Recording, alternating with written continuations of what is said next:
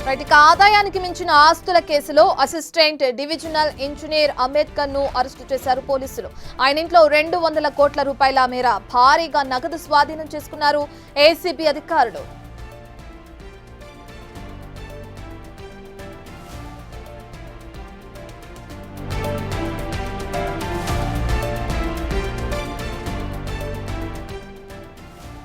మనం చూస్తున్నాం, ఆదాయానికి మించిన ఆస్తుల కేసులో అసిస్టెంట్ డివిజనల్ ఇంజనీర్ గా వర్క్ చేస్తున్న అంబేద్కర్ ను అరెస్టు చేశారు పోలీసులు. ఆయన ఇంట్లో 200 కోట్ల రూపాయల మేర భారీగా నగదున్నట్లు కూడా అధికారులు గుర్తించి దాన్ని స్వాధీనం చేసుకున్నారు. ప్రస్తుతం ఏసీబీ అధికారులు ఇంకా అతని అదుపులోకి తీసుకుని విచారిస్తున్నట్లు సమాచారం అందుతుంది.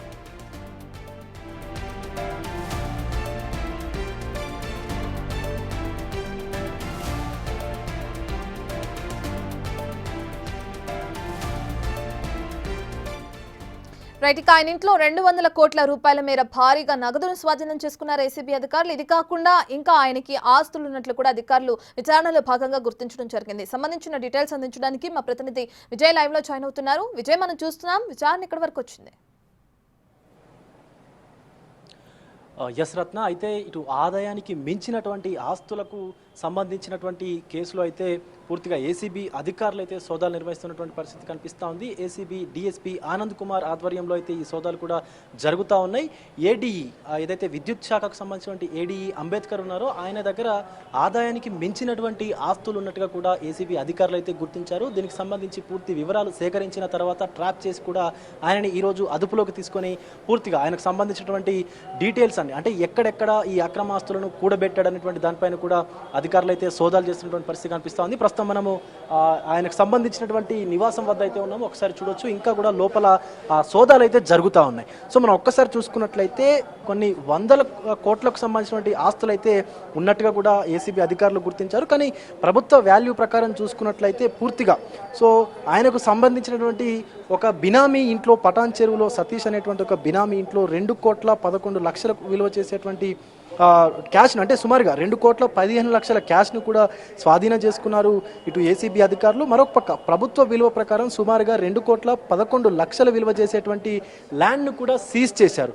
సో మరొక పక్క వ్యవసాయ భూములు, అలాగే ఇతర అపార్ట్మెంట్స్, ఫ్లాట్స్, గచ్చిబౌలిలో ఉన్నటువంటి ఒక ఫ్లాట్స్ ఏదైతే గ్రౌండ్ ప్లస్ 5 ఫ్లోర్స్ అంటే 5 ఫ్లోర్స్కు సంబంధించినటువంటి బిల్డింగ్ని కూడా ఇటు ఏసీబీ అధికారులు అయితే గుర్తించినట్టుగా తెలుస్తూ ఉంది. పెద్ద ఎత్తున సుమారుగా 77 లక్షల వరకు కూడా సో ఆయన బ్యాంకు ఖాతాలో నగదును కూడా గుర్తించారు. మరొక పక్క కారులోనే అంటే ఆల్రెడీ అంబేద్కర్ కారులోనే 5,50,000 రూపాయలని ఏసీబీ అధికారులు గుర్తించారంటే ఎంత పెద్ద మొత్తంలో ఆయన అక్రమ ఆస్తులను కూడబెట్టారనేది మనం ఒక్కసారి గమనించవచ్చు. అలాగే సో ఆమ్దార్ కెమికల్ కన్స్ట్రక్షన్ అనేటువంటి ఒక కంపెనీని కూడా స్టార్ట్ చేసి ఆ కంపెనీలో ₹1 కోటి వరకు కూడా ఆయన ఖర్చు పెట్టారు.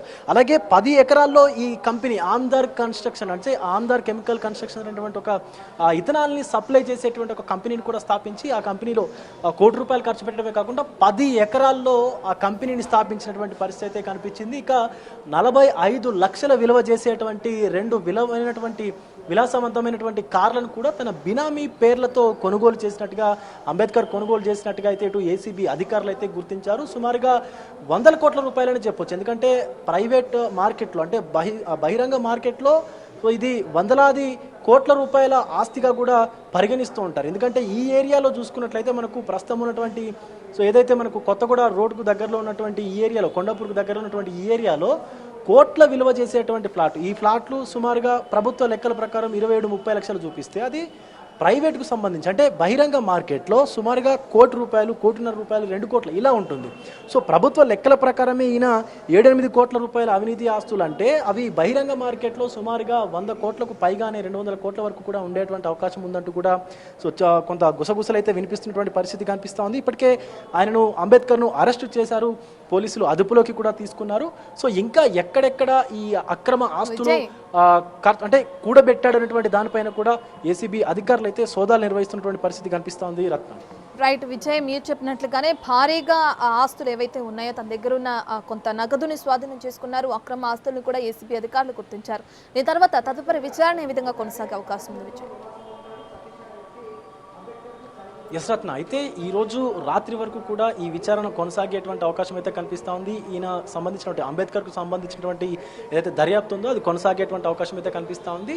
సో తదనంతరం ఆయనని కోర్టులో జడ్జి ముందు ప్రొడ్యూస్ చేసిన తర్వాత ఆయన పైన ఏ విధమైనటువంటి చర్యలు తీసుకుంటారనేది కూడా కొంత వేచి చూడాల్సినటువంటి పరిస్థితి అయితే కనిపిస్తూ ఉంది. కేవలం 50-60 వేల రూపాయల ఉద్యోగం చేసుకునేటువంటి వ్యక్తి ఇన్ని కోట్ల రూపాయల ఆస్తులు ఎలా కూడబెట్టాడు, సో ఎవరెవరి దగ్గర నుంచి ఎంతెంత ఆస్తులు ఈయన సేకరించారు అనేటువంటి దానిపైన కూడా పోలీసులు అయితే ఏసీబీకి సంబంధించినటువంటి పోలీసులు అయితే పూర్తిగా వివరాలు సేకరిస్తున్నటువంటి పరిస్థితి కనిపిస్తూ ఉంది. పూర్తిగా విద్యుత్ శాఖ మొత్తం కూడా ఇదే తంతు నడుస్తున్నట్టుగా తెలుస్తూ ఉంది. ఎందుకంటే విద్యుత్ శాఖలో డైరెక్ట్గా ఏ పని కూడా జరగదు.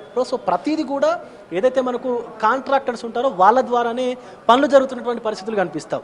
సో ఈ కాంట్రాక్టర్ల నుంచి ఈ ఏడీ డిఈగా ఉన్నటువంటి ఎవరైతే విధులు నిర్వహిస్తున్నటువంటి వ్యక్తులు ఉంటారో వీళ్ళు పెద్ద మొత్తంలో కూడా వారి వద్ద నుంచి నగదును లేదా ఇతర ఆస్తులను కూడా అక్రమంగా సంపాదిస్తున్నట్టుగా తెలుస్తూ ఉంది. ఎందుకంటే సో వారికి పని కావాలంటే ఈవెన్ ఒక కరెంటు పోల్ ఒక దగ్గర వేయాలన్నా కూడా, ఈవెన్ ఒక ట్రాన్స్ఫార్మర్ వేయాలన్నా కూడా, లేదా ఒక ఇంటికి మీటర్ బిగించాలన్నా కూడా లైన్ మెయిన్ దగ్గర నుంచి లైన్ మెయిన్ అసిస్టెంట్ దగ్గర నుంచి ఇలా చిన్న చితకాని తేడా లేకుండా పెద్ద మొత్తంలో ఈ విద్యుత్ శాఖకు సంబంధించిన అధికారులు లంచాలు తీసుకుంటున్నారని చెప్పేసి కూడా పెద్ద ఎత్తున తెలంగాణ అంతటా కూడా ఆరోపణలు అయితే వినిపిస్తూ ఉన్నాయి. సో కనిపించినటువంటి అక్రమంగా సంపాదించినటువంటి వ్యక్తుల్లో ఈయన ఒకడు, కానీ కనిపించకుండా ఉన్న వాళ్ళు ఈ వ్యవస్థలో చాలా మంది ఉన్నట్టుగా కూడా ఆరోపణలు అయితే వస్తూ ఉన్నాయి. వారిపైన కూడా ఏసీబీ అధికారులు ఒక కన్నేసి ఉంచినట్టుగా తెలుస్తూ ఉంది.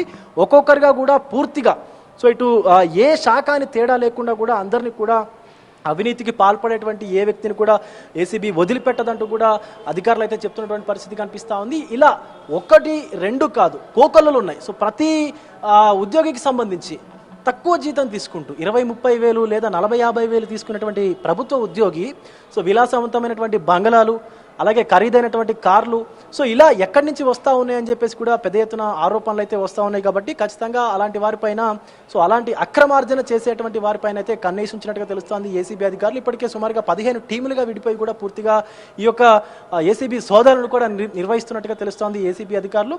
సో ఇటు అంబేద్కర్ని చూసుకున్నట్లయితే ఇప్పటికే ఆయనని అదుపులోకి తీసుకొని పూర్తిగా ఆయనకు సంబంధించినటువంటి అక్రమ ఆస్తులు ఇంకెన్ని ఉన్నాయనేటువంటి కోణంలో కూడా విచారణ అయితే కొనసాగిస్తూ ఉన్నారు. కోర్టులో ప్రొడ్యూస్ చేసిన తర్వాత పూర్తి వివరాలు అయితే, అంటే ఆయన ఇప్పటి వరకు ఎంత ఈ అక్రమ మార్గాన సంపాదించారు, అలాగే సో ఎవరెవరు బినామీలుగా ఉన్నారు, బినామీల దగ్గర ఇంకా ఎంత ఆస్తి ఉంది, ఎన్ని ఆస్తులు కూలబెట్టారనేటువంటి దానిపైన కూడా పూర్తి వివరాలు తెలిసేటువంటి అవకాశం అయితే కనిపిస్తూ ఉంది. రత్న.